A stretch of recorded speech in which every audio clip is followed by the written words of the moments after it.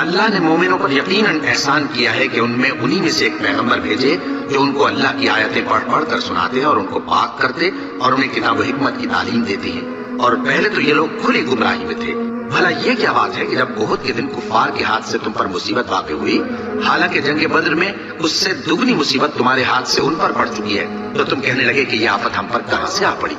کہہ دو کہ یہ تمہاری ہی شامت اعمال ہے کہ تم نے پیغمبر کے حکم کے خلاف کیا، بے شک اللہ ہر چیز پر قادر ہے۔